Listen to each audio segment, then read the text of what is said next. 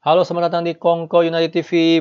Performa yang sampah sekali dari Manchester United seri 0-0 melawan Crystal Palace ya di Liga Inggris Premier League. Ya ini gila banget, mainnya jelek sekali ya, terutama di babak kedua. Itu kita benar-benar mainnya super lambat ya, pergerakan bolanya nggak cepet ya, attacking moment kita tuh nggak banget ya. Kebanyakan side passing, kebanyakan back pass ya, kebanyakan main aman gitu loh ya. Dan kita benar-benar kelihatan kita perlu banget cari pengganti Paul Pogba ya. Kita nggak bisa selamanya ini kayak begini mainnya. McTominay, Fred, sama Matic, sekian kalinya gue ngomong mereka itu nggak beda kelas lah sama Paul Pogba. Nggak bisa mensupport Bruno Fernandes ya dalam segi kreativitas atau membangun serangan ya. Gue bilang sih mereka nggak bisa sama sekali.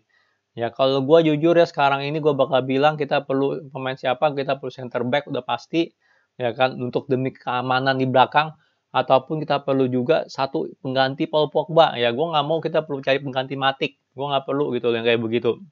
Kita perlu cari seseorang yang bisa kreatif gitu, yang seseorang yang nggak males, seseorang yang bisa berani pressing, seseorang yang juga bisa bantu defense box to box yang sangat berkualitas. Itu yang kita perlukan ya.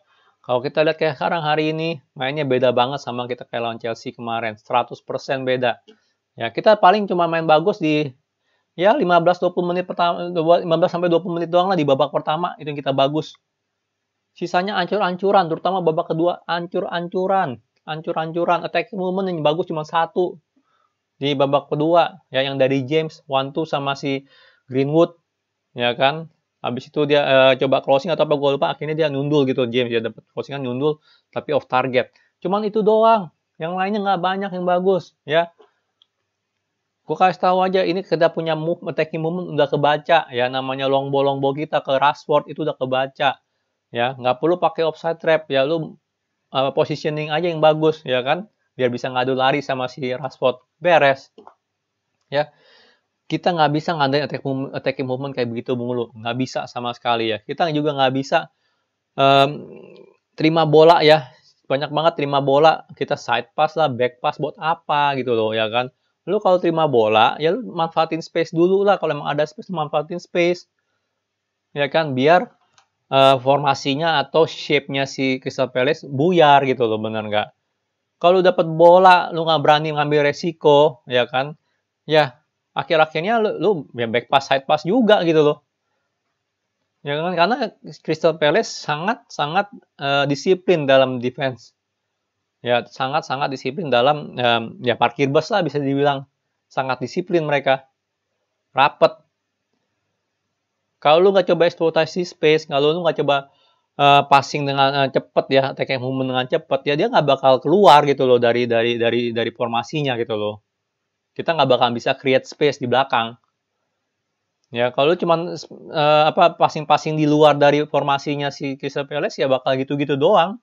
Akhirnya buntut-buntutnya lu ngandelin crossing gitu loh. Kalau crossing akurat, kayak babak pertama cuma beberapa doang yang akurat dari Luke Shaw. Sisanya nggak ada sama sekali. Semakin susah gitu loh. Apalagi berkabut lagi di babak kedua. Bener-bener PR yang sangat besar ya kalau gue bilang ya. Selain kita perlu cari pengganti Paul Pogba, PR yang sangat besar buat Ole ya untuk melatih attacking movement seperti itu ya. Kita nggak bisa mengandalkan attacking movement long ball terus ke Rashford, kita nggak bisa.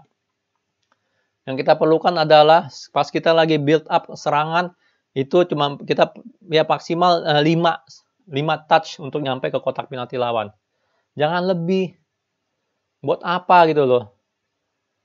Ya, Crystal Palace masih formasinya masih tetap 5-4-1 lah kalau gue bisa bilang gitu kan ya, 5 back 4 di belakang itu.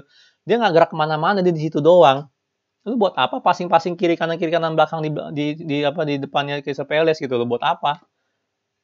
Harus berani gitu, harus berani ngambil resiko.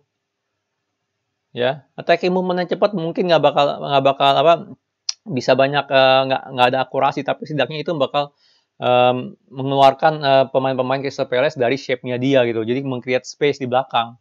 Kalau enggak ya susah, mau gimana menang gitu loh. Akhirnya lu ngarepin crossing doang. Ngarepin world class crossing dan juga lu bisa finishing, udah. Gitu doang gitu. Menurut gua sini ancur-ancuran ya mainnya. Ya kita lihat aja nih kalau nggak nih. Babak pertama, 10 menit pertama ancur banget mainnya. Banyak banget kesalahan passing dari Matic, dari Maguire juga ada sekali kalau salah. Yang menurut gua sih tuh kalau Kalau strikernya Crystal Palace bagus itu udah kebobolan kita ya. Udah kebobolan. Lihat, babak pertama shoot on target 1, off target 5. Ini terjadi setelah 10 menit dari babak pertama. Di menit 10 sampai menit 35 lah, kalau gue bilang itu kita main cukup bagus ya. Aliran bola cukup cepat, nggak nahan-nahan bola, nggak banyak back pass, nggak banyak side pass. Itu cukup bagus. Dan Luke Shaw ada kayak 2-3 kali crossing, cuma nggak bisa di finishing ya, terutama dari sama Cavani sama juga Rashford kalau nggak salah, nggak bisa di finishing, sama Bruno sekali kalau nggak salah juga nggak bisa di finishing, terlalu lama. Dapat bola dia nahan dulu baru mau nyoba nembak, ya itu mah udah ketutup sama lawan, bener nggak? Ya ini juga yang gue bilang kita lama. Kalau dapat bola tuh jangan nahan bola dulu, langsung passing, langsung shooting, langsung mau ngapain harus ngerti. Kalau enggak ya kita bakal langsung ketutup, ya ketutup sama lawan punya defender. Ini yang gue bilang nih, babak pertama satu on target, 5 off target itu cuma terjadi di menit 10 sampai 35. Setelah itu apa? 35 sampai 45 itu ngedrop lagi. Attacking movement sangat lambat. Ya, sangat lambat dan itu terjadi sampai babak kedua. Faktanya adalah kita lihat nih statistik babak kedua. On target 1. Ini statistik full time ya, bukan babak kedua. On target 1, off target 7. Artinya apa? Dari satu on target, 5 off target di babak pertama kita cuma nambah 2 off target. Artinya adalah kita nggak create apa-apa di babak kedua. Kita main kayak Crystal Palace di babak kedua. Bahkan Crystal Palace babak kedua lebih bagus tuh. 2 on target, 3 off target, benar nggak? Babak pertama dia cuma 1 off target doang. Attacking movement Crystal Palace lebih bagus daripada kita. Padahal dia ngendok dulu gitu. Padahal mereka parkir bus. Bisa melihat kan seberapa jeleknya kita main di babak kedua. Ya overall kita main sangat jelek ya. Main bagus cuma di menit 10 sampai menit 35. Sisanya kita main ancur-ancuran. Ancur-ancuran ya. Ancur-ancuran. Kita lihat line up dulu deh. Oke. Line up yang cukup menarik ya. Luke Shaw main lagi. Gue pikir dia bakal mainin Telles. Dean Henderson main gantiin De Gea, gue nggak tahu kenapa ya, tapi De Gea juga nggak ada di cadangan, mungkin dia lagi liburan atau apa, gue nggak tahu ya. Martial juga nggak ada di cadangan, mungkin lagi liburan atau apa. Dean Henderson main bagus lah kalau kita bisa bilang ya, karena kalau dia nggak nyelamatin itu di menit 89 kita bisa ya kita langsung kalah gitu, auto kalah ya kan. Dia one on one lawan Van Aanholt ya kalau salah ya, setelah passing yang keren banget lah, itu true pass yang keren banget, Van Aanholt dapat kesempatan. Untungnya bisa diselamatkan oleh Dean Henderson. Ya, jadi dengan dia nggak banyak kerjaan, tapi dengan satu save itu aja menurut gue dia udah, waduh mainnya bagus, itu aja deh. Ya kan, kalau kita kalah, Ya, Luke Shaw babak pertama main bagus ya. Ada kali 2-3 crossingan yang keren ya, yang harusnya bisa gol. Tapi ya gitu, finishingnya lagi nggak banget dan juga terlalu lama ya. Kita striker kita dapat crossingan Luke Shaw bukan langsung di finishing tapi ditahan dulu ya. Menurut gue itu salah besar. Maguire cukup bagus mainnya, jujur aja banyak banget clearance yang dari dia ya, crossingan yang si Crystal Palace atau apa counter attack banyak dipatahin sama dia. Di luar itu Eric Bailly, menurut gue sih Eric Bailly kurang bagus mainnya. Bukan kurang bagus, nggak gitu kelihatan. Ya kelihatan yang lebih dominan Maguire dalam segi clearance bola segala macam ya, bola atas itu kebanyakan Maguire. Kalau bisa bilang gue cuma lihat Bailly actionnya itu cuma sekitar berapa ya, dalam ya bisa cuma 3 atau 5 kali doang kali di action di dalam game ini. Sisanya Maguire sangat dominan di defense. Jadi gue bilang Maguire main cukup bagus hari ini. Wan-Bissaka nggak kelihatan ya, defense nggak kelihatan, attacking nggak kelihatan. Defense sama menurut gue sih nggak terlalu bagus juga Wan-Bissaka, karena suka banget nggak nge-marking siapa tuh, si Townsend atau siapa lah gitu, atau Van Aanholt. Jadi Wan-Bissaka mainnya kurang bagus hari ini. Nemanja Matic sama Fred ya, kalau gue bilang dua ini gagal sekali ya dalam nge-support lini serangan kita. Banyak banget salah passing, terutama dari Fred juga banyak banget salah passing. Nah, makanya sekali lagi gue bilang kita perlu banget beli yang namanya pengganti Paul Pogba. Oke, kita bilang kita perlu defense yang bagus, maka kita perlu center back baru, ya kan? Kita perlu center back baru yang gesit, berpengalaman. Kalau kita udah ada itu, maka CDM nggak terlalu penting lagi, ya kan? CDM penting sih, tapi tetap aja menurut gua kalau kita nggak bisa ngalirin bola sebagai attacker, sama aja problemnya. Ya kita bakal begini-begini doang mainnya. Ya, cuma ngandarin long ball doang, Rashford, long ball doang, udah. Dimana itu udah gampang kebaca gitu loh, attacking pemain kayak gitu. Ya, menurut gua Matic sama Fred mainnya kurang bagus. Ya Matic cuma satu doang yang shootingannya doang keren, tapi habis itu udah nggak kelihatan. Marcus Rashford, ya kalau gue bisa bilang attacker kita sih nggak ada yang bagus main, ya jujur aja. Ya mereka main bagus, itu pun finishingnya nggak banget hari ini gitu ya. Marcus Rashford di babak yang kayak gue bilang babak pertama ada beberapa run yang bagus, tapi finishingnya nggak banget. Ya, Cavani juga nggak kelihatan, ya sama sekali nggak kelihatan. Greenwood juga nggak terlalu kelihatan. Fernandes lebih parah lagi gitu hari ini. Gue nggak ngerti deh Fernandes lagi kenapa ya. Oke, kalau Fernandes bisa dibilang salah passing, banyak salah passing.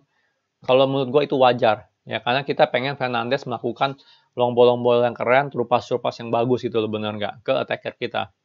Tapi di game ini banyak banget simple passes dia salah gitu loh. Yang dimana itu harusnya Fred kayak begitu. Bukan Bruno Fernandes. Simple passes tuh Fernandes harusnya ngecun gitu loh, bener nggak? 100% gitu. Cuma banyak banget simple passes yang gampang deh, pokoknya nggak tricky. Itu nggak nyampe, bener nggak? Salah arah, kepotong akhirnya. Jadi menurut gue Bruno Fernandes hari ini sih mainnya jelek sekali lah. Kalau gue bisa bilang Bruno Fernandes nih salah satu worst performer dia di game ini ya. Jadi ya basically semua banyak ya kecuali Luke Shaw yang lumayan, Maguire cukup bagus juga sama Anderson, semua main menurut gue sih cukup jelek gitu loh ya, terutama attacker kita. Ya finishing harusnya kita ada gol lah satu gitu minimal di babak pertama. Ya walaupun kita main katro banget babak kedua harus ada gol di babak pertama. Kalau finishingnya Cavani, Rashford dan ataupun Greenwood itu cukup bagus gitu. Kalau bagus lah gitu kan benar nggak. Jadi jelek sekali lah kita punya lane attacker performanya hari ini ya. Yang main bagus cuma 3 ya, seperti yang gue bilang, Luke Shaw, Maguire sama Henderson. Sisanya menurut gue sih nggak bagus ya. Jadi sekali lagi PR buat Ole ya, lawan Manchester City gimana kalau main kayak begini sih ya. Forget it gitu loh, bener nggak, lupain ngalahin Manchester City, lupain main kayak begini mah. Apalagi dia udah ada Ruben Dias ya, bener nggak, Ruben Dias itu kan ya itu bener-bener gitu loh, ya bener-bener world class defender. Ya Maguire di udara kuat tapi dia ya banyak ininya lah, karena dia lambat aja sih dia makanya jadi susah gitu loh untuk ngambil counter attack. Tapi Ruben Dias itu sangat ya bagus gitu loh, positioning bagus, cukup gesit juga, udara kuat. Mau nggak gimana lawan Manchester City nanti? Gue sih jujur, kalau ngeliat kita main kayak begini sih menurut gue sih berat. Ya berat banget jujur aja. Walaupun kita ada space di belakang, dengan defendernya Ruben Dias sudah kebaca banget cara bermain kita gimana. Ya long ball ke Rashford aja udah basically itu doang. Kita harus ada attacking movement lain. Harus ada attacking movement lain. Ya, bener-bener deh. Oleh harus di latihan bener-bener harus memperbanyak lah attacking movement yang lain gitu. Jangan cuma long ball ke Rashford, long ball ke Rashford, long ball ke Rashford. Buat apa? Buat apa gitu kayak begitu. Udah kebaca. Sangat kebaca. Ya, dan kita berharap aja Paul Pogba cepat-cepat sembuh ya kan, ataupun nanti di bursa transfer nanti kita sangat perlu banget beli pengganti Paul Pogba. Kalau nggak kita bakal ya bakal begini lagi gitu loh. Mandek-mandek aja begitu. Nyerang itu cuma side pass doang. Back pass doang. Kalau nggak long ball, udah gitu aja. Long ball aja kebanyakan 50%, 60%, 70% long ball ngarepin Rashford melakukan magic dia. Nggak bisa begitu terus. Ya, nggak bisa sama sekali. Gue cukup kecewa ya dengan game ini. Gue ngarepinnya sesuatu yang ya intensitas yang sama kayak lawan Chelsea kemarin. High press, high level on defense. Tapi yang kita dapat adalah klasiknya Manchester United. Kalau ketemu tim parkir bus, nggak bisa ngapa-ngapain. Cuma bisa back pass sama side pass. Ya, mengecewakan sekali. Oke, sekian video dari gue. Kalau suka jangan lupa like, subscribe, and thank you for watching.